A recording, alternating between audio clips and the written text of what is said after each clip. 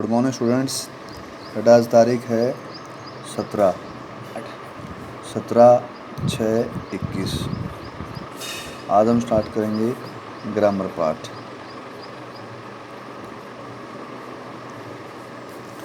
Grammar में सबसे basic start करते हैं पहले आर्टिकल से।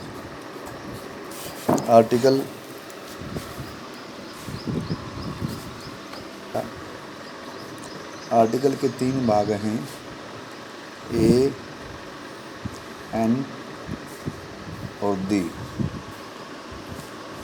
जैसे कि ABCD हर बच्चे ने पढ़ी है। ए से लेकर जेड तक ये 26 अल्फ़ाबेट हैं। इसमें से बेटा 5 वावल हैं, ए, ई, आई, ओ एंड।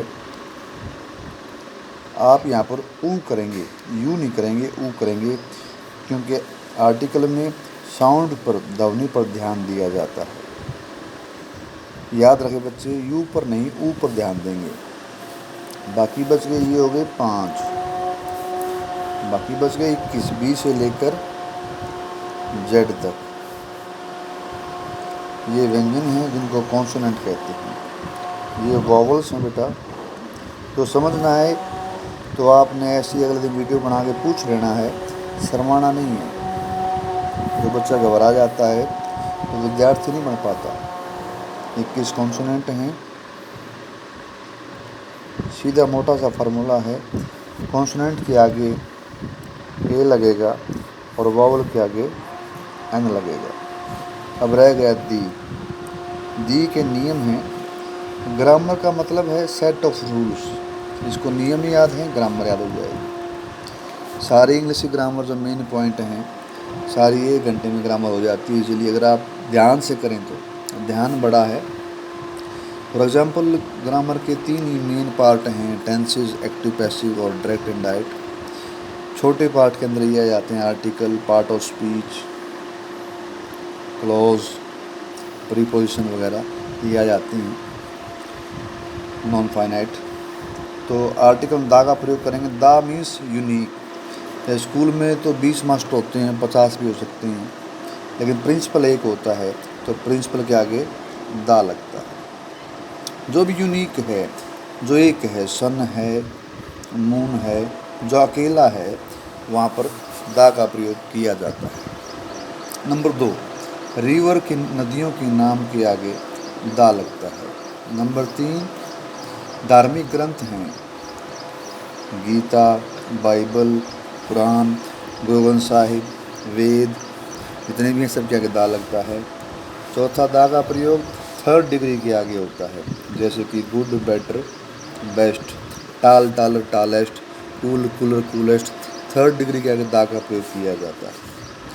दा का प्रयोग विशेष बात पे किया जाता है, जैसे कि हम कहें आई सा ए डॉग, डॉग के आगे हमने ये लगा दिया। तो यहाँ सिंपल सेंटेंस है ये।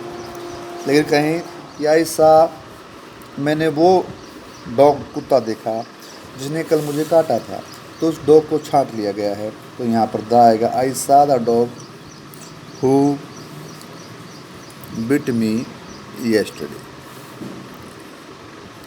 वैसे तो हर भाषा असीमित है, लेकिन आमतौर पर जो भाग हमारे ग्रामर में पूरा करते हैं उसकी स्टार्टिंग करते हैं आज से। आर्टिकल आज पूरा हो गया। जिस बच्चे समझ ना आए कल बताना। एक और ध्यान रखना, एन का प्रयोग जो है व्यंजन के आगे होता है, ए का प्रयोग वावल के आगे होता है। एन का प्रयोग वावल के आगे और ए का प्रयोग कॉन्सोनेंट के आगे होता है। जैसे कि एक वर्ड है आई सा डैश वन आई मैन। अब दिखने को यहाँ पर ओ है, लेकिन यहाँ पर साउंड वे आता है, तो वे आ रहा है तो यहाँ पर ए आएगा। आपने आर्टिकल मतलब है ध्वनि पर ध्यान देना है, जो दिख रहा है उस पर ध्यान नहीं देना। जैसे यूनिवर्सिटी है, यूनिवर्सिटी, यूनिवर्सिटी में यू की ध्वनि है, यूनिक है, यूज़फुल है, इनमें यू की ध्वनि है।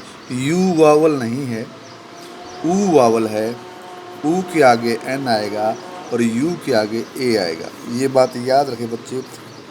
आमतौर पर बच्चे यही कन्फ्यूज़ होते हैं, यू को देख करके एन लगा देते हैं।